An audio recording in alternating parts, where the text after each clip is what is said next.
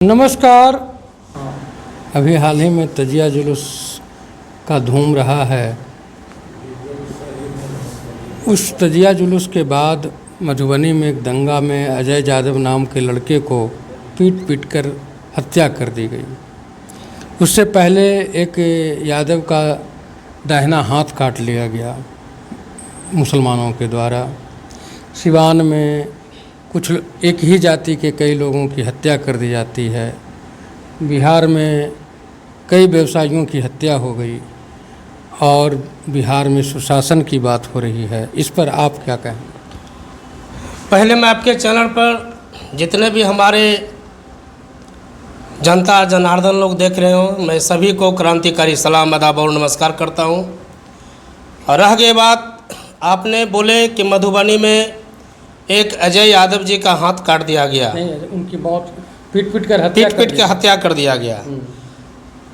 तो मैं आपके चैनल के माध्यम से मैं कहना चाहता हूं, ये जो मौनी बाबा हैं हमारे नीतीश जी और पलटू चाचा, ये सरकार चलाने के लिए अब इसके पास मानसिक है ना, दिमाग अब नहीं बचा है। और रह गई बात, बड़े बड़े व्यवसायी को यही लोग मरवाने का काम कर रहे हैं और यादव जी लोगों को टारगेट किया जा रहा है।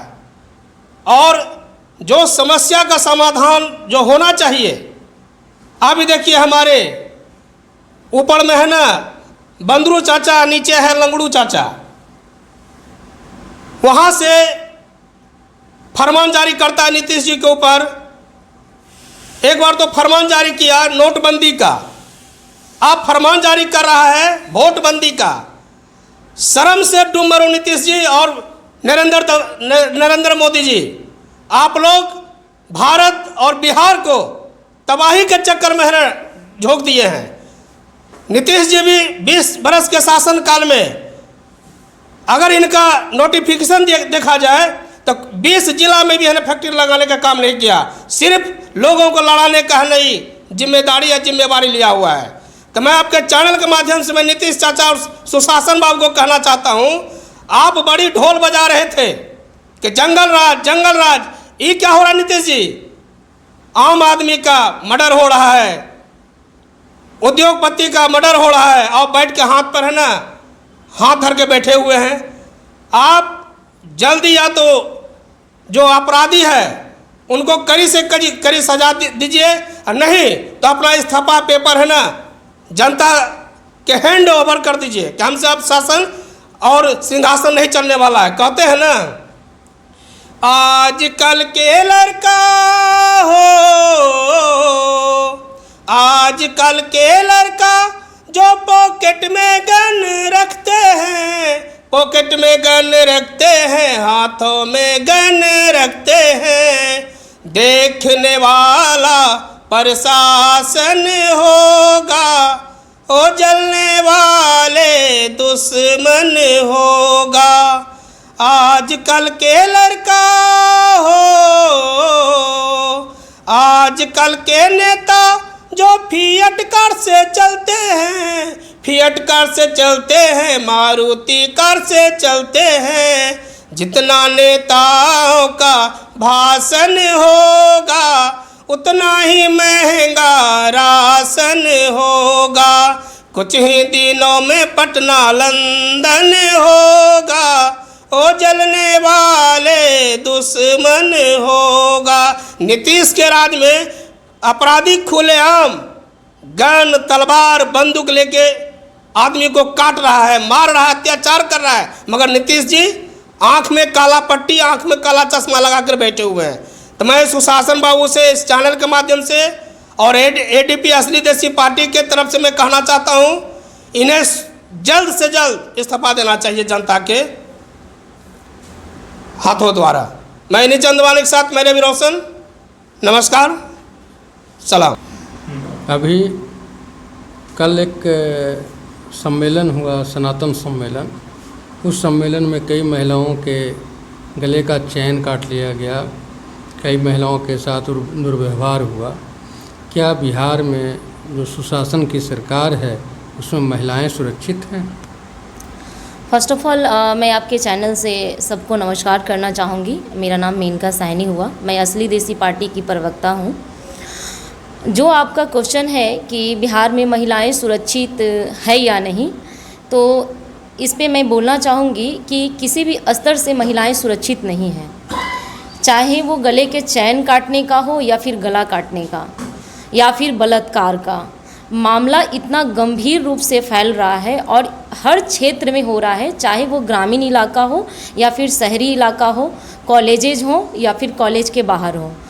हर जगह इतना क्राइम बढ़ रहा है महिलाओं पे, पुरुषों पे भी, तो महिलाएं सुरक्षित हो ही नहीं सकती है। हमारे बिहार में पुरुष तो सुरक्षित है ही नहीं, फिर महिलाएं सुरक्षित कैसे हो सकती है। और इन सब के पीछे कारण है कि नीतीश का जो गंदा सरकार है, ये सबसे बड़ा कारण है। और भी स्टेट में बहुत सारे सरकार हैं और बहुत सारे मुख्यमंत्री हैं जहाँ पे क्राइम इतना ज़्यादा नहीं है। साउथ में देखा जाए तो वहाँ पे क्राइम को कंट्रोल किया जा रहा है, वहाँ भी तो कोई ना कोई मुख्यमंत्री ही बैठा हुआ है। और जगह पे हैं, वहाँ पे भी हैं, लेकिन बिहार में ऐसा क्यों नहीं है? 20 साल के शासनकाल में आपने क्या किया महिलाओं के लिए? झूठ मूठ का शराबबंदी करके घर घर तक शराब पहुंचाया आपने और कहा कि महिलाएं सुरक्षित है शराब से। शराब की वजह से जो महिलाएं प्रताड़ित होती थी, उनके हस्बैंड शराब पी करके उनको प्रताड़ित करते थे, तो उससे छुटकारा दिलाने के लिए आपने शराबबंदी किया। और अभी के डेट में शराबबंदी तो हुआ ही नहीं और महिलाएं उससे ज़्यादा प्रताड़ित हो रही हैं, क्योंकि कल के डेट में 100 रुपये का शराब जो मिलता था वो आज 1000 के रुपये में मिल रहा है। तो शराबबंदी किसी भी स्तर से नहीं है और इसमें नीतीश जी की जो शासन व्यवस्था है उसमें बढ़ चढ़ के हिस्सा ले रही है। शासन कुशासन हो चुका है, महिलाएं किसी भी स्तर से सुरक्षित नहीं हैं। रोड पे चल रही हैं वही हालत है, घर में बैठी हुई हैं वही हालत है। घर में भी उनको प्रताड़ित किया जा रहा है, कुछ हस्बैंड के थ्रू, कुछ दहेज प्रथा के थ्रू, लेकिन उसका इंसाफ नहीं मिलता है। कोर्ट तक चली जाती हैं महिलाएं अपने हक और अधिकार के लिए और उनका फाइल दबा रह जाता है। अगर केस चलाने की हिम्मत नहीं है सरकार में, तो फिर केस झूठ मूठ कर लेकर क्यों दिखावा करते हैं? केस का फैसला अगर सुनाने का क्षमता नहीं है कोर्ट के अंदर, तो झूठ मूठ का जज क्यों बिठा रखे हैं आप लोग? अगर हमारे बिहार की जितनी भी जनसंख्या है उसका सॉल्यूशन कोर्ट में भी नहीं मिल पाता है, तो ऐसे कोर्ट को आग लगा देना चाहिए। मेंटेनेंस फाइल के लिए बच्चे जवान हो जाते हैं और तब उनको जाकर मेंटेनेंस क्लियर होता है। तो ये कहीं ना कहीं हमारे देश की जो शासन प्रणाली है और जो भी है, ये बिल्कुल गलत है। इससे कहीं ज़्यादा अच्छा होना चाहिए, तभी आम जनता को रिलैक्सेशन मिलेगा, उनको इसमें सुधार होगा। क्राइम कभी नहीं रुकेगा, ये मैं भी मानती हूँ, लेकिन क्राइम को कंट्रोल किया जा सकता है, आबादी को कंट्रोल किया जा सकता है। अभी के डेट में आबादी इतना बढ़ गया है, 150 करोड़ जनता हमारे इंडिया का हो गया है, उसमें बिहार भी बढ़ चढ़ की भूमिका में है। और इस आबादी का कारण है, लोग कहते हैं कि अशिक्षा, लेकिन अशिक्षा की दर बढ़ रही है, लेकिन हमारे देश की आबादी घट नहीं रही है या फिर कंट्रोल नहीं हो रही है। तो कहीं ना कहीं अशिक्षा कारण नहीं है, इसका कारण कुछ और है, जो कि हमारे देश के लोगों को पता करना चाहिए, जो ऊपर में बैठे हुए हैं, जिनकी जिम्मेवारी है कि आखिर इसका एक्चुअल कारण क्या है जो आबादी कंट्रोल में नहीं हो रही है।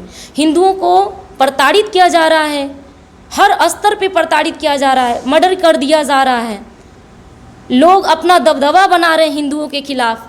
तो हिंदू भी सुरक्षित नहीं है आज के डेट में। हिंदू सुरक्षित हैं। हाँ, भारत में और बिहार में भी विश्व की सबसे बड़ी हिंदूवादी पार्टी की सरकार है, उसके सहयोग में आरएसएस है, वो भी अपने आप को हिंदूवादी संगठन करती है। फिर हिंदू अगर सुरक्षित नहीं है तो कब सुरक्षित रहेगी? देखिए, सिर्फ बोल देने से सुरक्षित नहीं होती, दिखनी चाहिए। अगर सुरक्षा हिंदू है, हिंदू सुरक्षित है, हिंदूवादी पार्टी है और हिंदू का समर्थन कर रही है तो सुरक्षा भी दिखनी चाहिए। यहाँ पे बोल कुछ और रहे हैं, कर कुछ और रहे हैं, समर्थन किसी और का कर रहे हैं और दिखावा किसी और का कर रहे हैं। जो लोगों का समर्थन है, जो लोग अपना दामाद बना करके बैठे हुए हैं मुस्लिम लोगों को, और घर में बेटी हिंदू, अपनी बेटी हिंदू है और मुस्लिम से शादी करके उनको दामाद बना लिया, तो वो उनका सपोर्ट नहीं करेंगे तो अपनी आम जनता का सपोर्ट करेंगे। वो हर लोग अपना घर का सपोर्ट करता है, तो वो घर अपना बना लिए मुस्लिम के मस्जिद में, तो फिर वो मंदिरों का सपोर्ट कहाँ से करेंगे। अभी 2-3 दिन पहले नवादा एक जगह है जहाँ एक आदमी के मरने के बाद एक महिला पर आरोप लगाया जाता है कि अब तुम डायन हो और तुमने ही इस आदमी को मार दी।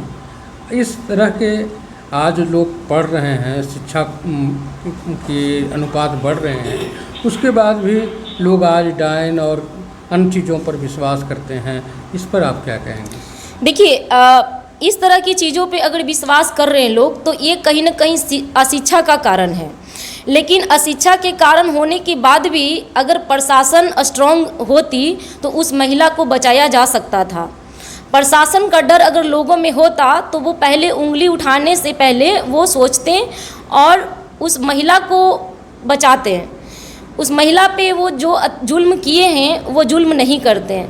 तो प्रशासन का डर भी ख़त्म हो गया लोगों के अंदर, इसलिए अफवाहें फैला करके लोगों को प्रताड़ित करते हैं। ये किसी भी स्तर से अशिक्षा का कारण नहीं हो सकता है। कुछ लोग अशिक्षित हो सकते हैं, पूरा गांव अशिक्षित नहीं हो सकता है। जहाँ पे भी ये घटना हुई है वहाँ का पूरा गांव अशिक्षित तो नहीं होगा, कुछ लोग तो शिक्षित होंगे, लेकिन जो लोग ये क्राइम कर रहे थे उनको प्रशासन का डर कहीं ना कहीं नहीं था, तभी उन्होंने ऐसा किया। अगर डर होता तो नहीं करते, क्योंकि उनको पता है कि कुछ भी केस होगा तो मैनेज किया जा सकता है। आज के डेट में पुलिस लोग इतने घुसखोर हो गए हैं कि मर्डर केस, बलात्कार जैसे केसों को भी वो मैनेज करके शट आउट कर देते हैं। और ये हमारे नीतीश की सरकार में हो रहा है, जो महिलाओं के लिए इतनी लंबी लंबी बातें करते हैं। तो ये नहीं होना चाहिए, उनको प्रशासन का डर होना चाहिए। और प्रशासन का डर तभी होगा जब ऊपर का विधायक, ऊपर की मंत्री, केंद्रीय मंत्री, हमारे प्रधानमंत्री और हमारे मुख्यमंत्री सभी की जो पॉलिसी है वो स्ट्रांग होगा, तभी होगा, अन्यथा ऐसा नहीं होगा। ऐसा होता रहेगा, क्राइम होता रहेगा, बढ़ता रहेगा, हिंदुओं पर भी अत्याचार होता रहेगा, जो भी निम्न दलित लोग होंगे उन पे भी अत्याचार होगा, जिनकी जनसंख्याएं कम होगी उन पे और भी होगा, और ये कंटिन्यू चलता रहेगा। आप एक महिला हैं, महिलाओं के लिए आप क्या संदेश देना चाहेंगे? महिलाओं के लिए मैं ये संदेश देना चाहूँगी कि जितना ज़्यादा से ज़्यादा हो सके वो अब एजुकेटेड हों और सेल्फ डिपेंडेंट हो, ताकि जो जुल्म हो रहे हैं आप पे उसकी आवाज़ आप पहली सीढ़ी से उठा सकें। जब कोई जुल्म होता है तो उसको दबाएं नहीं।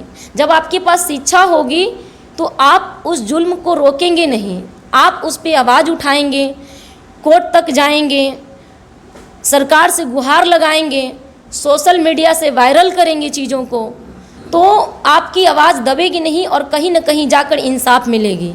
और महिलाओं से मैं ये भी निवेदन करती हूँ कि जो गद्दार लोगों को आप चुनती हैं ना कि हमारा कल्याण करेगा, वो चुनना बंद कीजिए। 500 रुपये के लिए और 1000 की साड़ी के लिए जो आप गद्दार नेताओं को चुन करके अपने सर का ताज बनाती हैं, ये करना बंद कीजिए। लोगों को पहचानिए कि वो इस मुखौटे के अंदर कैसा नेता बैठा हुआ है। जिसकी चरित्र खराब हो वो कभी भी महिलाओं की चरित्र की रक्षा नहीं कर सकता है। आप अपना परिचय दे दीजिए। मेरा नाम मेनका साहनी हुआ, मैं असली देसी पार्टी की प्रवक्ता बोल रही हूँ और आप सबको इस चैनल के माध्यम से धन्यवाद करना चाहती हूँ। Thank you. अभी आप असली देसी पार्टी के प्रवक्ता को सुन रहे थे। इनका कहना है कि कोई भी जनप्रतिनिधि की नैतिकता होना चाहिए, नैतिकवान होना चाहिए, तभी जनप्रतिनिधि आम लोगों के लिए मिसाल कायम कर सकते हैं, मिसाल बन सकते हैं। आप हमारे साथ जुड़े रहें और हर एक खबर के लिए आपको हम अप टू डेट करते रहेंगे। धन्यवाद।